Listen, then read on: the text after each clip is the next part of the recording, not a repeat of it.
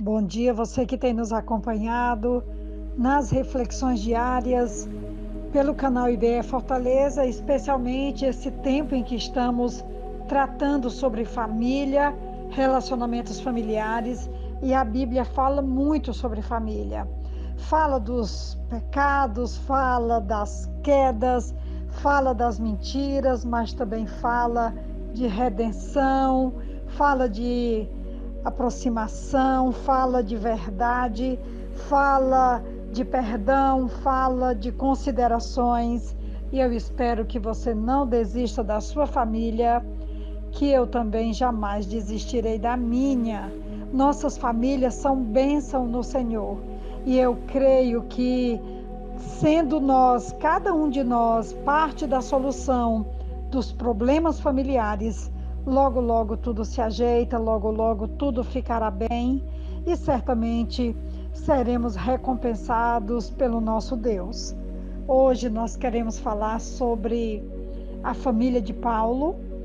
Aqui no Novo Testamento, a Bíblia fala muito pouco sobre a família de Paulo, mas no capítulo 16 de Romanos, nós vamos encontrar não só 6 parentes que Paulo enumera, como também o nome de muitas pessoas que estenderam as mãos para Paulo, que se tornaram família e que foram cooperadores e cooperadoras e que se tornaram pessoas da mais alta relevância, tanto na vida como no ministério, como no dia a dia desse que foi o maior apóstolo, o que mais teve destaque, que mais marcou a sua geração depois que se converteu.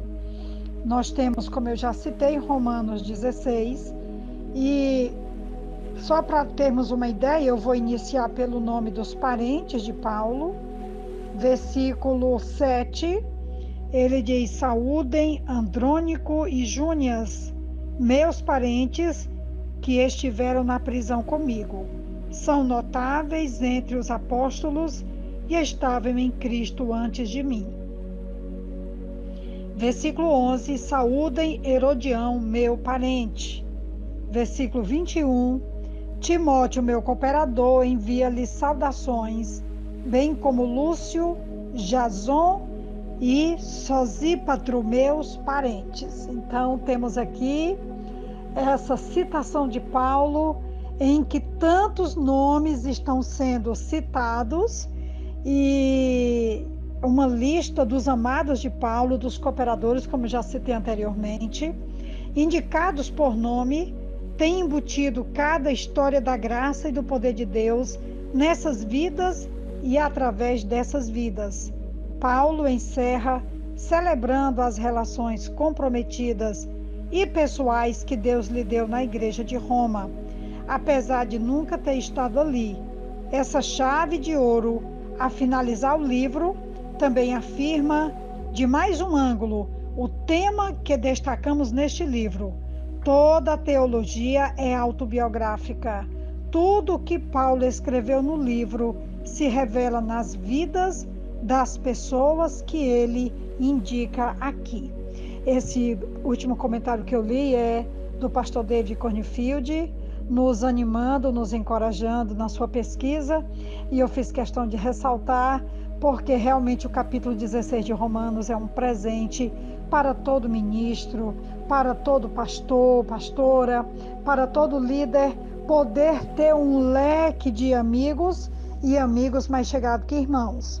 Boa parte desses, além dos 6 parentes, aqui tem uma citação de 6 parentes de Paulo, nós temos uma quantidade enorme de pessoas que Paulo destaca como pessoas que lhe acompanharam, que lhe abençoaram e que também sofreram diante de todos os obstáculos que Paulo viveu e sofreu, especialmente por ter sido muito perseguido pelos fariseus, pelos religiosos, pelos judeus, porque não aceitaram a sua conversão em Cristo Jesus.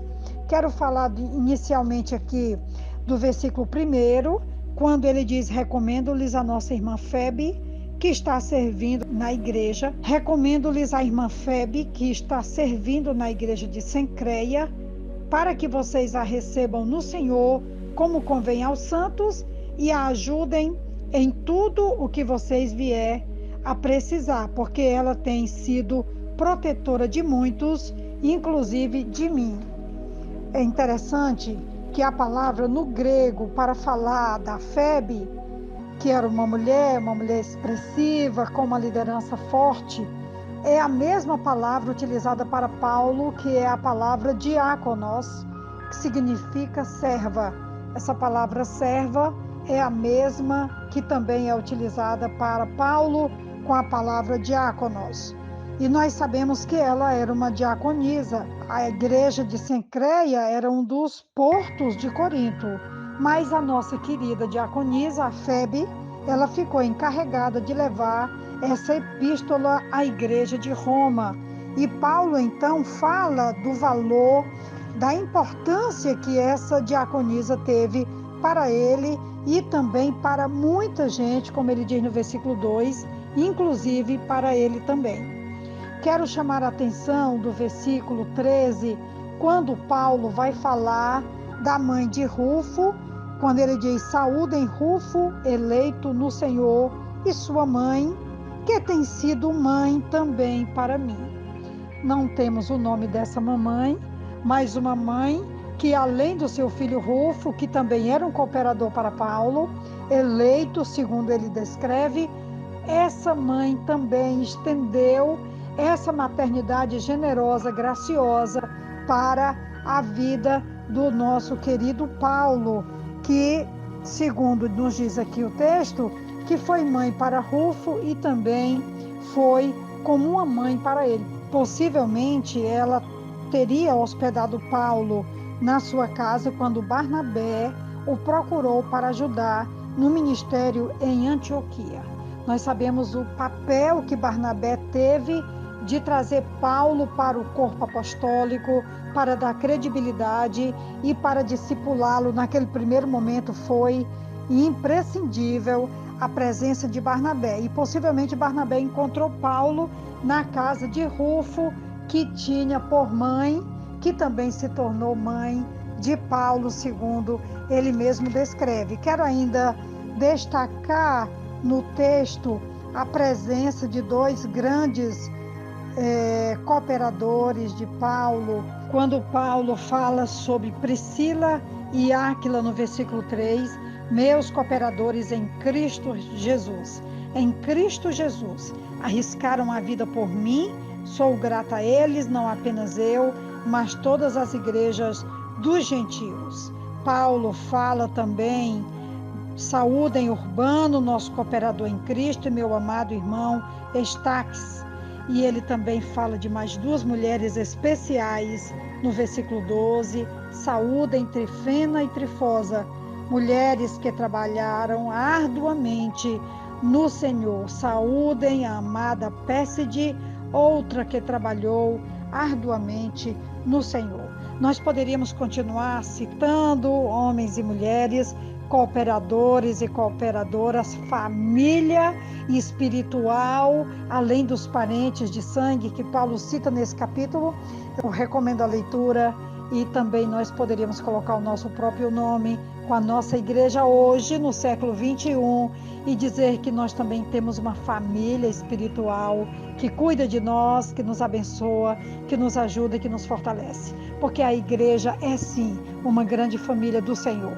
E o objetivo do áudio de hoje é que o nosso olhar esteja cada vez mais atento às pessoas que estão em nossa volta, nas nossas comunidades de fé, onde nós certamente temos uma família abençoada e que também deve abençoar a outros. Assim é o nosso desejo, é a nossa inspiração nesse momento. Aqui quem vos fala é a pastora Betinha, que pela graça do Senhor esse ano farei 24 anos de ministério pastoral. E entendo que a igreja é sim uma família espiritual para a glória de Deus. Um grande abraço, que Deus nos abençoe. Amém.